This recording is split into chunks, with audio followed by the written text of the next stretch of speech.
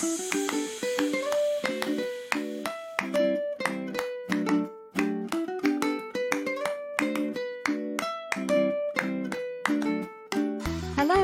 and welcome to Super Great Kids Stories, wise tales from storytellers around the world, which will make you laugh and sometimes cry. Recommended for ages 5 to 105. I'm Kim, and I love stories. Hello, and how are you this week? I hope you're enjoying the summer. Do you sometimes find yourself getting cross and bad-tempered in the heat? The story this week is about a boy who sometimes struggles with feeling very angry. And then he discovers he can turn himself into a tiger. Have you ever been so cross that you felt a little bit like a tiger, roaring and snarling at people? How do you know when you're angry? Apart from growing a tail and claws, of course. And how do you tame your tiger? Have a little think about that while we have a quick word with the grown-ups, and we'll be right back. Hello, Super Great Kids. It's me again, Kim. So, I wonder how you tame your tiger. Today's story is about a boy called Ted, who found a way to control his anger.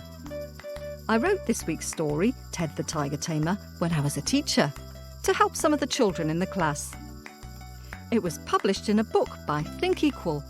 Think Equal is a global non-profit educational charity which aims to provide children all around the world with social and emotional learning, giving them key life skills while their brains are still growing. Think Equal has developed a curriculum for children aged 3 to 6 with moving and powerful stories from authors around the world. These books aim to teach life skills, tackling racism and sexism and antisocial behaviour and attitudes. Ted the Tiger Tamer, which you're about to hear, is one of these stories. Are you sitting comfortably? Then I'll begin. Mouth open. Story jump out. Once there was a boy called Ted who discovered he had magic powers. Ted could turn himself into a tiger. Rah! Ted's tiger roared and snarled and grew bigger and bigger and bigger. He was magnificent. Ted discovered his tiger power at school on Monday when Rosie tried to snatch his tiger drawing. The tiger roared and snarled and grew 10 times bigger. Ted pushed Rosie away so the tiger wouldn't eat her. He ran into the playground and ripped his picture into 1,000 pieces. But his tiger was still there. Ted was a bit scared. He ran and ran and ran. "Ah!" cried Ted. "Rah!" roared his tiger. "Stop!" shouted Mrs. McIntosh, the teacher, running out of the classroom. Ted did not stop. He climbed his favourite oak tree. He went higher and higher and higher, and then he stretched out on a branch and looked down at the world far below. His tiger walked round and around and around the bottom of the tree until he got bored and slunk away. Mrs. McIntosh was not happy. She told Ted to sit in the thinking chair. He had to sit there while his friends played. Ted thought a lot. He thought, "I'd like to put my teacher in a cage." On the way home, Ted told his gran all about his tiger and how his magic powers had got him into trouble. Then Gran said something very surprising. "Everyone has a tiger inside them," she said, "and the trick, Ted, is to learn how to tame it." Gran said she often felt like turning into a tiger when the bus drove past without stopping, especially when it was raining. Ted tried to imagine his Gran with claws and a tiger tail. Gran asked Ted if he thought he could use his magic powers to tame his tiger. Ted thought maybe he could. Then Gran told Ted her secret rules for taming tigers. She said that when Ted felt his cheeks burning and his heart thumping and his hands curling into claws, it was a sign that his tiger powers were coming. She said that whenever he felt those signs, he could stop, breathe deeply, and send his tiger away. Ted practiced. When his little sister snatched his orange pen, he breathed slowly in. 1, 2, 3, 4, 5, and slowly out. 5, 4, 3, 2, 1. He even made up a little rhyme. Oi, tiger, no, tiger, stop, tiger, hey! I'm in charge of you, and you have to go away. Then he walked to the door and sent his tiger to play in the sandpit. When Ted told Gran what he had done, she wrapped him in her strong arms and gave him and Snuggy Bear some baked apples and cream. Tiger tamers need to eat, she said, because it's hard work taming tigers. All week, Ted practiced. By Sunday, Ted thought his tiger had gone. He drew lots of dinosaurs to show Dad when he came to take him to the park. He waited, and he waited, and he waited, but Dad didn't come. "Never mind, I'll take you to the park," said Mum, getting out the pushchair for his little sister. "No!" shouted Ted. Ted's cheeks burned, his heart thumped, his fingers curled into claws, and before Ted had time to say no, his tiger roared and snarled and grew 10 times bigger. Ted pushed past his mum. He didn't want to hurt her. He ran into the garden. He ran out of the gate. His tiger followed. "Stop, Ted!" shouted Mum. "Stop, Ted!" shouted Gran. But Ted just kept on running. Running, running, running, running, running. Grrr, went the tiger. Ah, went Ted. Grrr, went the tiger. Ah, went Ted. Ted kept running. It started raining. Black trees shook themselves like wet dogs. The wind howled. The rain lashed. Ted kept running and running and running. He ran past the park. He ran past the shops. In the windows, he could see his tiger chasing him. Grrr, went the tiger. Ah, went Ted.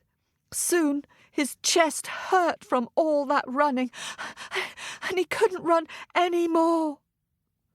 Ted stumbled into a bus shelter and crouched in the corner. Then he had an idea. He used his magic powers, and with one stamp of his foot, he turned the bus shelter into a cage. The white lights of cars swooshed past like angry cats on the prowl. Suddenly, in the darkness, he heard a deep, low growl.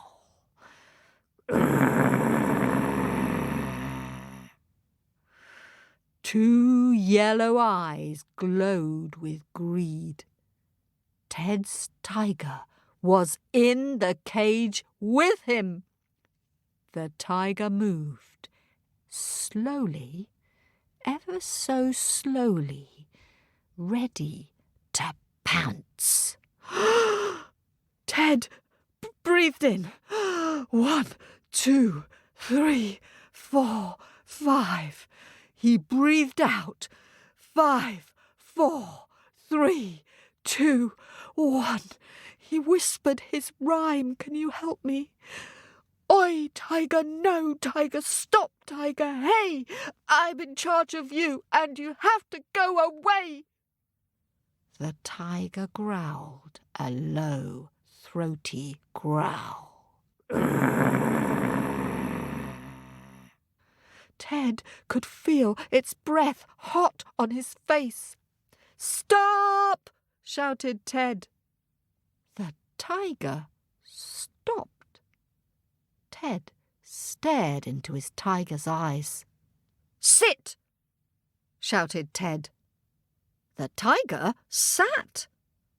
Suddenly, Ted roared. He roared, "Rah!" and roared, "Rah!" and roared, "Rah!" "Now go!" shouted Ted. And do you know? His tiger turned and ran. Suddenly, footsteps hurried up the street. A circle of yellow light bounced towards Ted, creamy like the moon. "Dad!" shouted Ted. "Hey, little tiger, where've you been?" "No more tiger, Dad. I've sent him away. Now it's just me and Snuggy Bear." Dad handed Ted Snuggy Bear and whoosh! Lifted Ted up onto his shoulders. Ted looked down onto the world and he felt grand.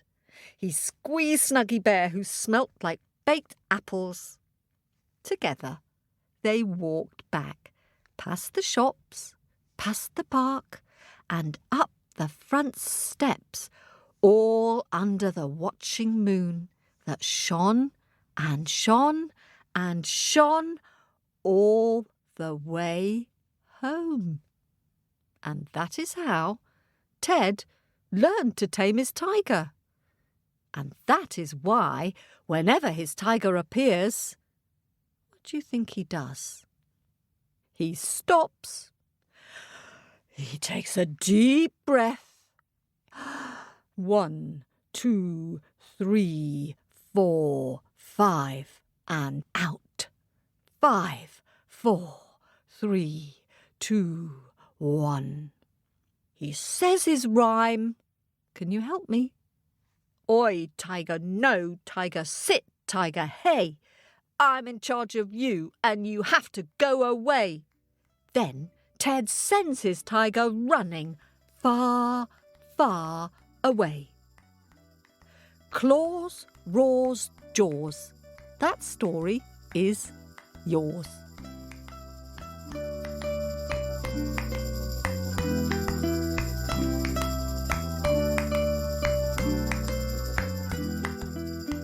Thanks for listening. I wonder how you know when you're feeling angry and what you do to tame your tiger. Maybe you could have a little talk with your grown-ups about that. Ask them what they do to tame their tigers.